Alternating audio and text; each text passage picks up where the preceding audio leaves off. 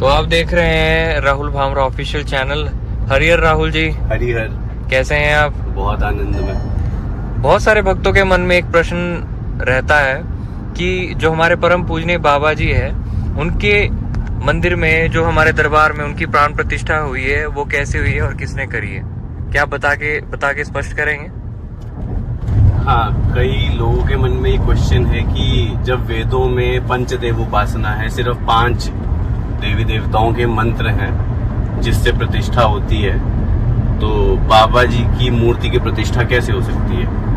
तो प्राण प्रतिष्ठा का मतलब क्या होता है कि किसी मूर्ति में प्राणों का वास करना, और प्राण प्रतिष्ठा वेदों में कहीं पे भी नहीं थी, इसीलिए वेदों में मूर्ति पूजा का कोई विधान है ही नहीं। ये तो शिव तंत्र का मार्ग था, जहां पर मंदिरों में सिद्ध तांत्रिकों के द्वारा मूर्तियों में प्राण प्रतिष्ठा की जाती थी, और वे तांत्रिक दृष्टा होते थे, उनके पास दिव्य दृष्टि होती थी जिससे वो सूक्ष्म जगत देख सकते थे, और वो जानते थे कि जिस मूर्ति में हम लोग प्रतिष्ठा कर रहे हैं उसमें कौन सी शक्ति का वास है। जैसे कि हमारे शक्तिपीठ हैं, नैना देवी है, ज्वाला जी है, माँ वैष्णो देवी है, या माँ कामाख्या है। अब इन स्थानों की किसी न किसी मनुष्य ने तो खोज ही की कभी, तो जब खोज की तो पता कैसे चला कि यहाँ कौन सी शक्ति का वास है? तो वहां पे जो लोग थे जिनको दर्शन हुए, या जिन तांत्रिकों ने उनकी प्राण प्रतिष्ठा की, उनके द्वारा वेदों में, या जो पुराण है, पुराणों में लिखा गया कि इस स्थान पे इस शक्ति का निवास है। तो वो कैसे लिखा? उन्होंने देखा तभी तो लिखा ना, तो वो लोग दृष्टा थे, वो देख सकते थे। तो मंत्रों की आवश्यकता उनको पड़ती है जो मूर्ति में प्रतिष्ठा करना चाहते हैं पंचदेवों की। पर बाबा जैसे पूर्ण गुरु, वो किसी मंत्र के अधीन है ही नहीं, तो आप मंत्र से प्राण प्रतिष्ठा उनकी कर कैसे सकते हो? तो पूर्ण गुरु जो होता है वो तो आपकी प्रेम पुकार से ही आकर निवास करने लग जाता है, चाहे आपका हृदय हो, चाहे आपकी मूर्ति क्यों ना हो। और बाबा तो स्वयं पूर्ण गुरु हैं, तो एक पूर्ण गुरु की प्राण प्रतिष्ठा कभी भी वैदिक मंत्रों से की ही नहीं जा सकती। ये बहुत ही मूर्खता वाली बात है यदि कोई कहता है। तो बाबा जो हैं वो पूज्य गुरुदेव के द्वारा उस मूर्ति में निवास कर रहे हैं। क्यों? क्योंकि बाबा ने स्वयं गुरुदेव को ये वचन दिया था कि आज से मैं इस करौली गांव में ही रहूंगा, और यहीं रहकर अपना तप किया करूंगा, और तुम्हारी सहायता करूंगा, और जितने भी भक्त यहाँ आएंगे उन सबके कष्ट और दुखों का मैं नष्टीकरण किया करूंगा। तो बाबा स्वयं से ही सिद्ध होकर इस स्थान पर बैठे हैं, उनकी प्राण प्रतिष्ठा करने की किसकी औकात हो सकती है? और भक्तों के मन में ये प्रश्न भी रहता है कि बाबा जी की जैसे सुबह शाम पूजा होती है, ऐसे ही देवताओं की पूजा भी होती है। पूर्ण गुरु का दर्जा देवी देवताओं से ऊपर है। कबीर साहब ने कहा, इस देही को सिमरे देव, कि इस मनुष्य शरीर के लिए तो देवी देवता भी तरसते, और बाबा जैसे पूर्ण गुरु जिनके आगे सभी देवी देवता नतमस्तक रहते हैं। क्यों? गुरु नानक साहब की आरती पढ़ो, वो कहते हैं, किन्नर गंधर्व गान करे, गण यक्ष अपक्ष नृत्य दिखावे।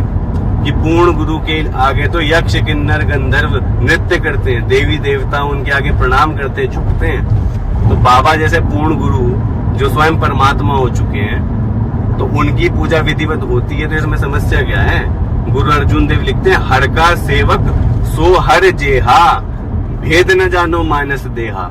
कि हरि का जो सेवक है, हरि का जो भक्त है, वो स्वयं हरि के समान है। उसमें मनुष्य शरीर धारण करके अगर वो आया है, तो ये ना समझ लेना कि वो कोई आम मनुष्य है, तो उससे कभी परमात्मा को नहीं जान सकते। इसीलिए गुरुवाणी कहती, गुरु परमेश्वर एको जान, कि गुरु और परमेश्वर दोनों में अंतर नहीं करना चाहिए कभी भी, क्योंकि दोनों एक ही हैं। तो अगर बाबा हैं, वो पूर्ण गुरु है, तो साक्षात परमात्मा है, और परमात्मा की पूजा तो देवी देवताओं से भी ज्यादा भव्य होनी चाहिए। तो इसमें आपत्ति क्या है? और लोगों के मन में ये प्रश्न भी रहता है कि बहुत सारे लोग प्राण प्रतिष्ठा को लेकर परेशानी में रहते हैं। जैसे लोगों का कहना ये है कि जब भी गुरुदेव के सामने कोई लड्डू गोपाल की मूर्ति लेकर आते, तो गुरुदेव उसे प्रवाहित करने को कहते हैं। लोगों का मन में होता है कि उस मूर्ति की दोबारा से पूजा करनी चाहिए, नहीं करनी चाहिए प्राण प्रतिष्ठा करके। देखो, लड्डू गोपाल जी की पूजा, पहली बात तो शास्त्रों में भगवान श्री कृष्ण की जो शास्त्रोक्त स्वरूप है, वो स्वरूप है जो महाभारत में भगवान श्री कृष्ण ने दिखाया था अर्जुन को। पूजा करनी चाहिए तो उसी की करनी चाहिए, क्योंकि वो साक्षात नारायण का स्वरूप है। दूसरी बात, अगर आप लड्डू गोपाल जी की पूजा करते हैं, उसकी विधिवत प्राण प्रतिष्ठा कराते हैं, तो उसमें दरबार को कोई आपत्ति नहीं है।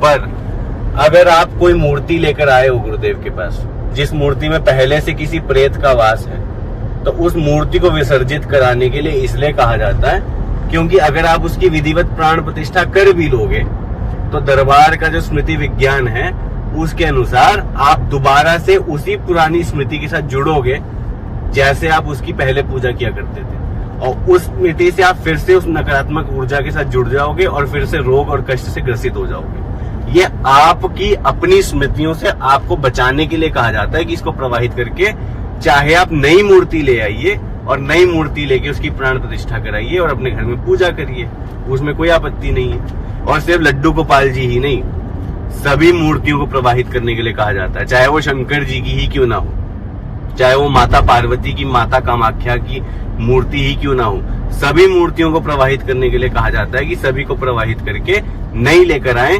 ताकि आप पुरानी स्मृतियों से ना जुड़े, क्योंकि इस पुरानी स्मृतियों से जुड़ना भूतकाल से जुड़ना, और उसे ही भूत कहा जाता है। भूत प्रेत नाम की कोई अलग से वस्तु नहीं होती। अगर गुरुदेव कहते हैं कि इसमें प्रेत का वास है, मतलब तुम्हारे भूत का वास है, तुम्हारे भूतकाल का वास है, जिस नेगेटिव एनर्जी से तुम पहले जुड़े हुए थे तुम फिर से उससे कनेक्ट हो जाओगे, इसलिए उससे बचने के लिए ऐसा कहा जाता है। और लोगों के मन में ये प्रश्न भी आता है कि जो भूतों की पूजा करेंगे वो भूतों को प्राप्त होंगे, प्रेत की पूजा करेंगे पितरों को प्राप्त होंगे, और जो बाबा जी की पूजा करेंगे वो किसको प्राप्त होंगे। देखो, कई लोग ऐसे मूर्ख हैं, वो सोचते हैं कि बाबा जी मरने के बाद भूत बन गए और प्रेत बन गए। अरे मूर्खों, जो पितरों को तार रहा है वो प्रेत कैसे बन सकता है? पहली बात तो ये, तुम्हें यही नहीं पता। कबीर साहब कहते संतों की गत न्यारी, संतों की गति जो मरने के बाद होती है, इस शरीर को त्यागने के बाद होती है, वो तुम जान ही नहीं सकते, क्योंकि तुम्हारी खुद की वो गति कभी हो ही नहीं सकती। इसीलिए ऐसे प्रश्न तुम्हारे उठते हैं। कहा ऐसी मरनी जो मरे बहुर न मरना होए, ऐसा कोई मर भी नहीं सकता जैसा पूर्ण गुरु संत लोग जब शरीर छोड़ते हैं, ऐसा ही मरना है असल में। हाँ, जीवा नाम त्याइए, जीवत मरिए भवजल तरिए, जीते जी मर के भवजल जो पार कर ले वो पूर्ण गुरु होता है। बाबा भी उन्हीं में से एक। बाबा ने जीवित समाधि ली, तो जो समाधिस्थ होता है वो पूर्णता को प्राप्त होता है, और उसकी पूजा यानी सीधा हरि की पूजा, उसमें और हरि में कोई भेद नहीं होता।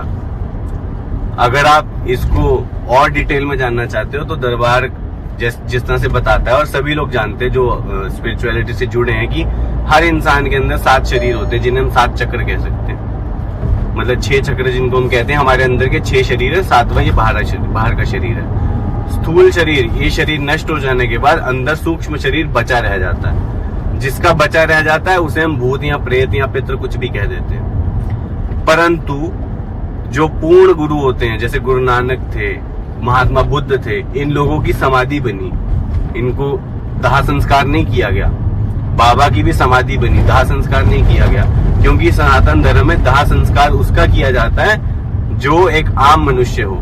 जो समाधिस्थ संत होते हैं वो अपने 6 के 6 शरीर अंदर के, क्योंकि वो 6 के 6 चक्र भेज चुके होते हैं, वो 6 के 6 शरीर अपने तपोबल से ही नष्ट कर देते हैं। इसीलिए उनको जलाया नहीं जाता, उनकी समाधि बनाई जाती है और उनकी पूजा की जाती है ताकि संसार को लाभ हो। एक ये पूजा है। दूसरी है प्रेत पूजा, जो आप करते हो दरगाह मजार जाके। जो लोग काट मार लूट मार में रहे या एक्सीडेंट से मर गए, किसी रोग से मर गए, पूर्णता को प्राप्त नहीं हुए, वो मरने के बाद प्रेत योनि में जाते हैं। तो जो प्रेत योनि को प्राप्त हुआ हो उसकी पूजा प्रेत पूजा, और जो समाधिस्थ है वो तो पूर्णता को प्राप्त हुआ है। क्या आप ये कहते हो कि गुरु नानक की पूजा प्रेत पूजा है? इतनी औकात और हिम्मत है आपकी कहने की? या आप ये कह दो कि बुद्ध की पूजा करना प्रेत की पूजा है? तो बाबा जैसे पूर्ण गुरु की पूजा किसी आम मनुष्य की पूजा नहीं है। बाबा भी उन्हीं पूर्ण गुरुओं में से एक है। बाबा जी की मृत्यु हुई थी या उन्होंने समाधि ली थी? लोगों के ये बहुत मन में प्रश्न रहता है। बाबा जी ने समाधि ली थी, और इसका प्रमाण ये है कि आज भी दरबार में 1 मिनट के अंदर आपको समाधि अवस्था दरबार दिला सकता है। कबीर साहब ने कहा, कबीर रे मन मान्या जो हर जान्या, जब तक उसको जान न लो तब तक मन मानता नहीं। इसीलिए ये जानने का विषय, आप दरबार आइए, कुंडलिनी साधना हो, ध्यान साधना हो, दरबार आपका ध्यान लगाता है। आप ध्यान करिए, साधना करिए, आप स्वयं जान जाएंगे कि ध्यान आप लगा पा रहे हैं, आप समाधि में जा पा रहे हैं कि नहीं जा पा रहे। जो आपको समाधि में ले जा पा रहा है यानी वो स्वयं समाधि में गया है। अगर मुझे दिल्ली जाना हो और आप कहें कि मैं आपको दिल्ली ले चलूंगा, जब तक आप पहुंचा ना दो मैं आपका विश्वास नहीं कर सकता। और आप पहुंचाओगे तभी जब आप वहां जाकर आ चुके हो या आपको रास्ता पता हो। इसीलिए जो समाधि में स्वयं गया हुआ हो वही आपको समाधि अवस्था तक लेकर जा सकता है, और इसका प्रमाण दरबार में नित्य प्रतिदिन होता है। ठीक है, बहुत अच्छा लगा आपसे इस जानकारी के बारे में जानकर। हरिहर। हरिहर।